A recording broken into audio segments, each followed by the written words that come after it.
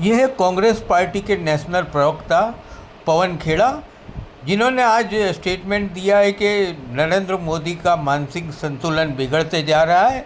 BJP के national president JP Nadda और अमित शाह के तुरंत ही नरेंद्र मोदी का इलाज कराना चाहिए। पवन खेड़ा इसलिए बोले थे कि आज नरेंद्र मोदी बोले कि विरोध पक्षों के वोट के लिए मुजरा भी करना चाहिए। नरेंद्र मोदी का मानसिक संतुलन बिगड़ता है, ये पवन खेड़ा का कहना है। वो होता भी ऐसा है कि एक दिन वो क्या बोलते हैं, दूसरे दिन अलग बात करते हैं। कुछ दिन पहले उन्होंने उत्तर प्रदेश के बनारस में गंगा घाट पर एक टीवी इंटरव्यू में बोला था कि मैं हिंदू मुस्लिम राजकारण नहीं करता और जिस दिन हिंदू मुस्लिम राजकारण करूंगा उस दिन राजनीति छोड़ दूंगा। उसके दूसरे दिन ही उन्होंने महाराष्ट्र में जाकर मुस्लिमों के खिलाफ बोलना शुरू कर दिया था। कभी मुस्लिमों के लिए घुसपैठिए, कभी मंगलसूत्र कांग्रेस लेके घुसपैठियों को दे देगी। क्या क्या बोलते हैं नरेंद्र मोदी। नरेंद्र मोदी आज बोले इंडिया गठबंधन का वो इंडी गठबंधन ही बोलते हैं कि अपनी वोट बैंक के लिए उनको गुलामी करनी हो करे, वहाँ जाके मुजरा करना हो वो भी करे। पहले वो सुनिए नरेंद्र मोदी क्या बोले, उसके बाद प्रियंका गांधी और राहुल गांधी ने नरेंद्र मोदी के ये स्टेटमेंट के लिए क्या जवाब दिया है वो भी सुनिए। इंडिया अलायंस को अपने वोट बैंक की गुलामी करनी है तो करे, उनको वहां जाके मुजरा करना है तो भी करें।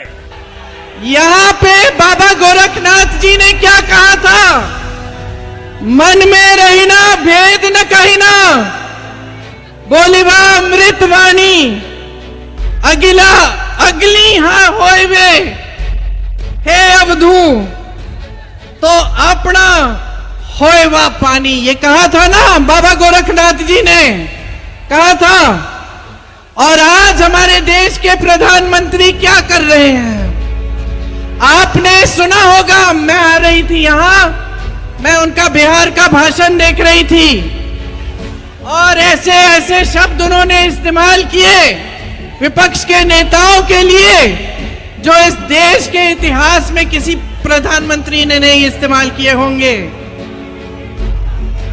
देखिए, प्रधानमंत्री पद का पूरा देश आदर करता है, हम भी आदर करते हैं।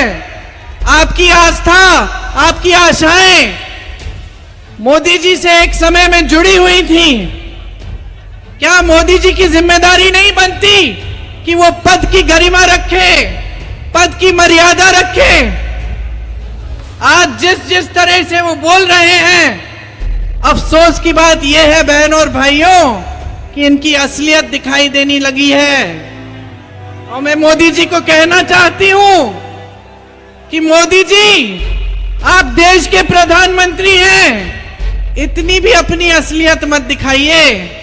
आपने देश को कहा है कि देश आपका परिवार है, परिवार समान है। परिवार का जो मुखिया होता है हमेशा परिवार के सदस्यों के प्रति और परिवार के सदस्यों के उनके प्रति एक आंखों की शर्म होती है, वो नहीं खोनी चाहिए, वो हमेशा रखनी चाहिए। तो प्रधानमंत्री जी बौखलाहट में आ गए हैं, भूल गए हैं कि वो देश के प्रतिनिधि हैं, आपके प्रतिनिधि हैं, कि इस तरह के शब्द उनके मुंह से नहीं निकलने चाहिए। आखिर आगे वाली पीढ़ियां क्या कहेंगी कि ये हमारे प्रधानमंत्री के पद को इतना गिरा चुके हैं, पद की मर्यादा नहीं रखी, पद की गरिमा नहीं रखी। ये मामूली चुनाव नहीं है, ये आजादी के पहली बार ये दूसरे तरीके का चुनाव है। क्योंकि इस चुनाव में नरेंद्र मोदी जी और बीजेपी के सीनियर नेता संविधान पर, ये मामूली चुनाव नहीं है, ये आजादी के पहली बार ये दूसरे तरीके का चुनाव है। क्योंकि इस चुनाव में नरेंद्र मोदी जी और बीजेपी के सीनियर नेता संविधान पर आक्रमण कर रहे हैं। पहली बार इंडिपेंडेंट हिंदुस्तान के इतिहास में उनकी पार्टी के नेताओं ने खुलकर कहा है कि अगर हम चुनाव जीत गए तो हम इस संविधान को बदल देंगे, रद्द कर देंगे, खत्म कर देंगे, फेंक देंगे। अब इसका मतलब समझिए, लोग सोचते हैं कि यह संविधान 70-80 साल पुरानी किताब है। वो सही है, मगर इस संविधान के अंदर जो सोच है वो 70-80 साल पुरानी सोच नहीं है। वो हजारों साल पुरानी सोच है। मैं अमृतसर में हूं। अगर आप गुरु नानक जी की सोच को देखें और समझें तो आपको पता लगेगा कि इस संविधान में गुरु नानक जी की सोच है। और मैं उससे आगे जाता हूं कि इस संविधान की जो नींव है, इस संविधान की जो नींव है वो गुरु नानक जी ने रखी थी, उनकी सोच ने रखी थी। और सिर्फ गुरु नानक जी ने नहीं, ऐसे हिंदुस्तान में अलग अलग महापुरुषों ने वही सोच देश के सामने रखी थी। चाहे वो बुद्धा हो, बुद्ध भगवान हो, नारायण गुरु जी हो, बसवना जी हो, इन सब की सोच इस किताब में है।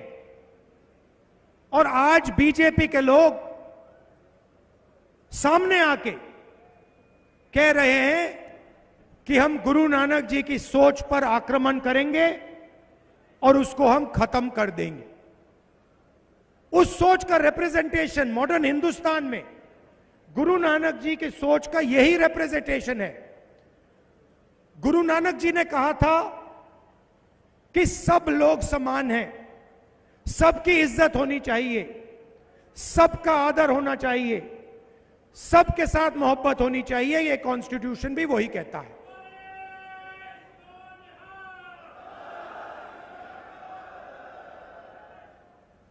तो चुनाव दो विचारधाराओं के बीच में है।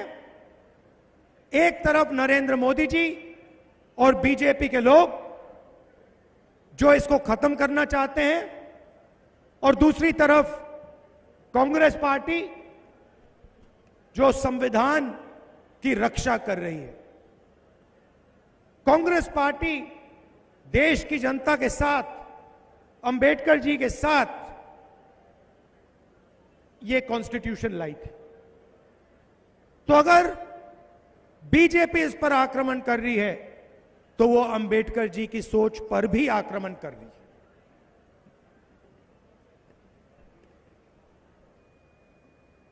भाइयों और बहनों, आप देश में किसानों की हालत जानते हो, और आप ये भी जानते हो कि पिछले 10 सालों में नरेंद्र मोदी जी ने हिंदुस्तान के किसानों के लिए, पंजाब के किसानों के लिए इतना सा भी नहीं किया।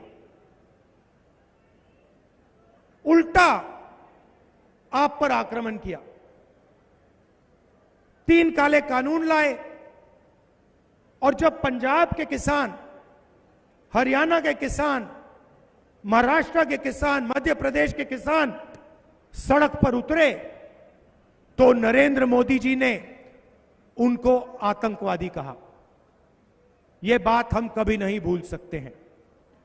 16 लाख करोड़ रुपए उन्होंने 22 लोगों का कर्जा माफ किया, मगर पंजाब के किसान का, बाकी प्रदेशों के किसानों का 1 रुपया उन्होंने कर्जा माफ नहीं किया है। और खुलकर कहते हैं कि मैं किसानों का कर्जा माफ नहीं करूंगा, क्योंकि इससे किसानों की आदत बिगड़ती है। मैं आपसे पूछना चाहता हूं, अदानी का कर्जा माफ होता है, 16 लाख करोड़ रुपए 22 लोगों का कर्जा माफ होता है, तो उनकी आदत नहीं बिगड़ती है। मगर पंजाब के किसान का कर्जा माफ होता है तो किसान की आदत बिगड़ती है। यह कैसी सोच है?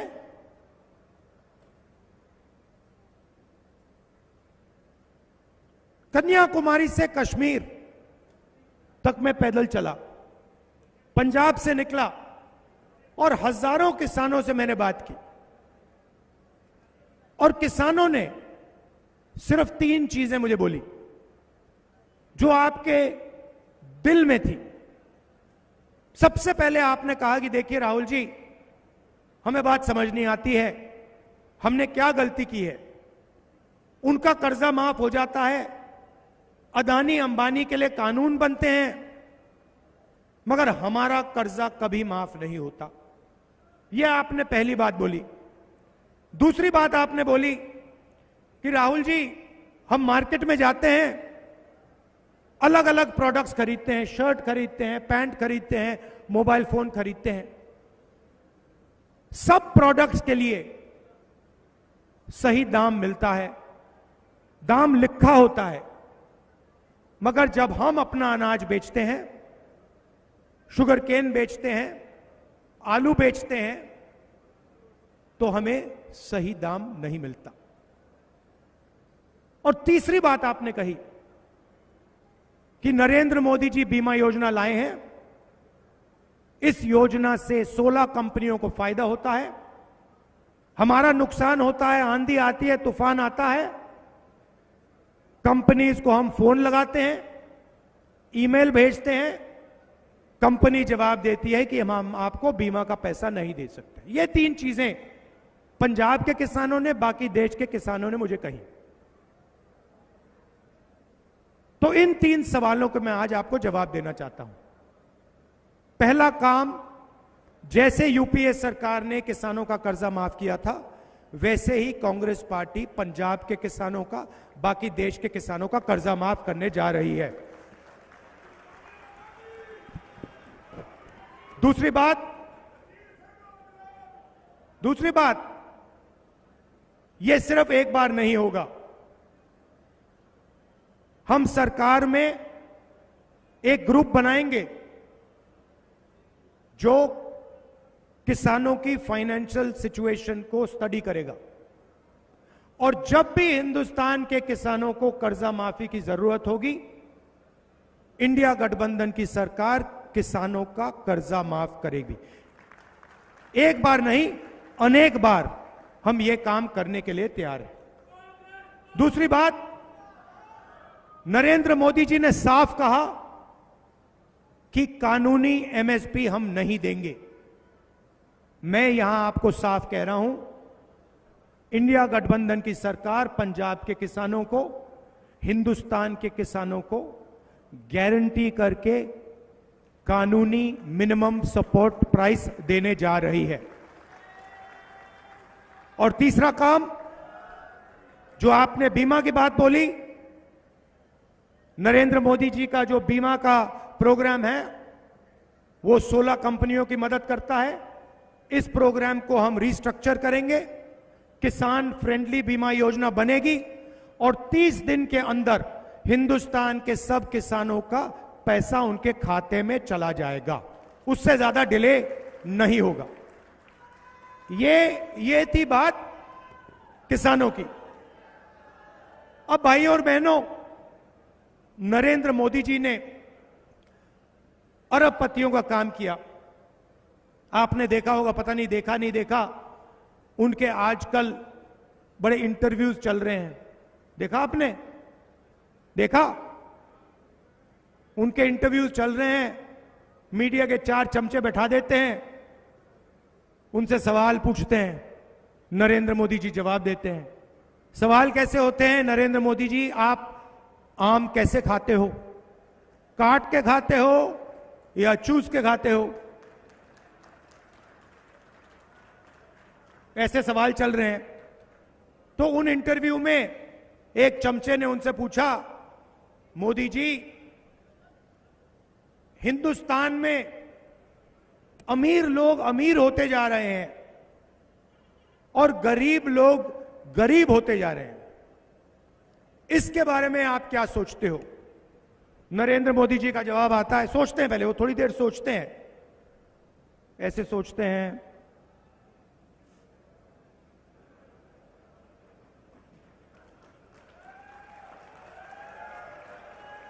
फिर कहते हैं, क्या चाहते हो कि मैं सबको गरीब बना दूं?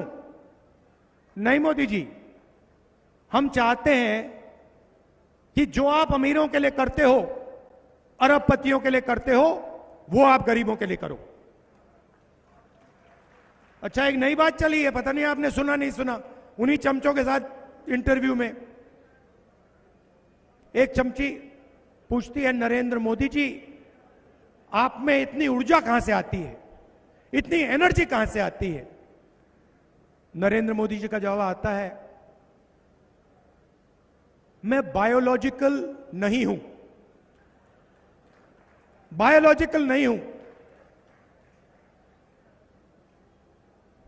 पता नहीं चीजें कैसे होती हैं, परमात्मा ने मुझे भेजा है और मैं बायोलॉजिकल नहीं हूं, मैं परमात्मा का काम करता हूं, मुझे परमात्मा ने मिशन पे भेजा है। मतलब हिंदुस्तान के बड़े से बड़े महापुरुषों ने यह बात नहीं बोली, मगर नरेंद्र मोदी जी को लगता है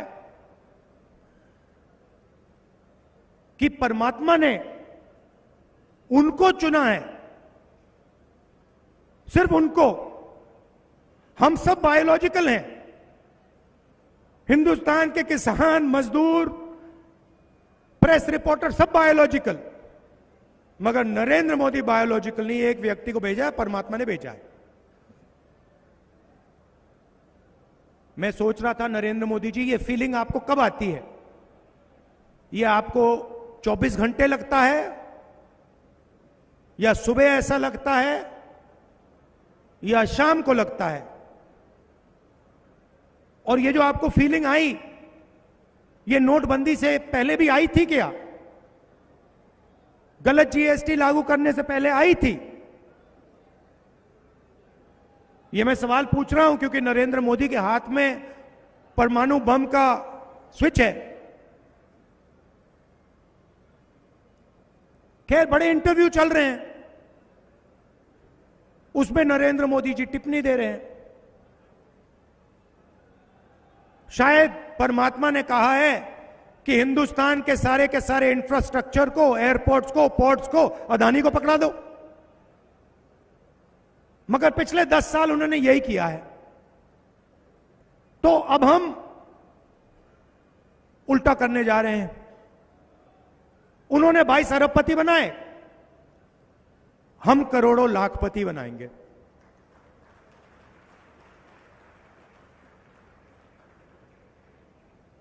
कैसे बनाएंगे? महालक्ष्मी योजना, हिंदुस्तान के सब गरीब लोगों की लिस्ट बनेगी, हर गरीब परिवार की लिस्ट बनेगी, पंजाब में, हरियाणा में, बाकी प्रदेशों में, और हर परिवार में से, हर गरीब परिवार में से एक महिला का नाम चुना जाएगा। करोड़ों महिलाओं के नाम आएंगे। 4 जून को इंडिया गठबंधन की सरकार चुनी जाएगी और हम काम शुरू कर देंगे। हर गरीब महिला के बैंक अकाउंट में 4 जुलाई को सुबह आप उठेंगी, 9 बजे आप अपना बैंक अकाउंट खोल के देखेंगी और उसमें इंडिया गठबंधन की सरकार ने 8,500 रुपए आपके लिए अंदर डाल दिए होंगे। जुलाई, अगस्त, सितंबर, अक्टूबर, नवंबर, दिसंबर चलता जाएगा। हर महीने खटाखट खटाखट खटाखट 8,500 रुपए अंदर। साल के 1 लाख रुपए हिंदुस्तान के हर गरीब परिवार के बैंक अकाउंट में जाएगा। यह क्रांतिकारी काम है।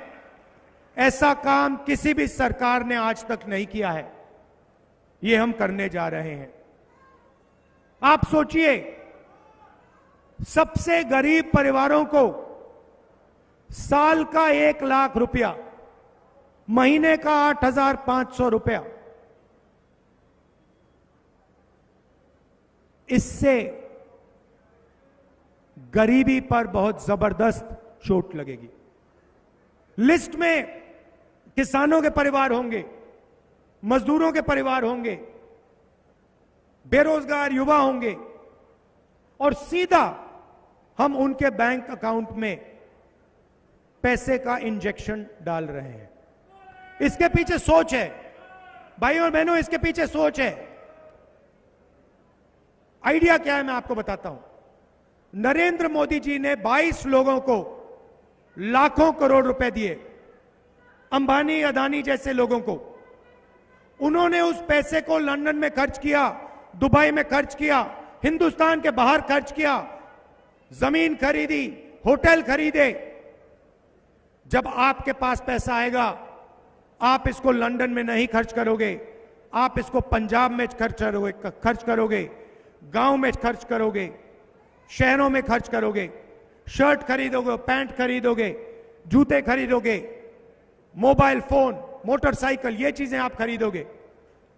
और जैसे ही आपने इस पैसे से ये चीजें खरीदनी शुरू की, वैसे ही हिंदुस्तान की फैक्ट्रियां, अमृतसर की बंद फैक्ट्रियां एक बार फिर शुरू हो जाएंगी और हिंदुस्तान के बेरोजगार युवाओं को उन्हीं फैक्ट्री में पैसा मिलेगा।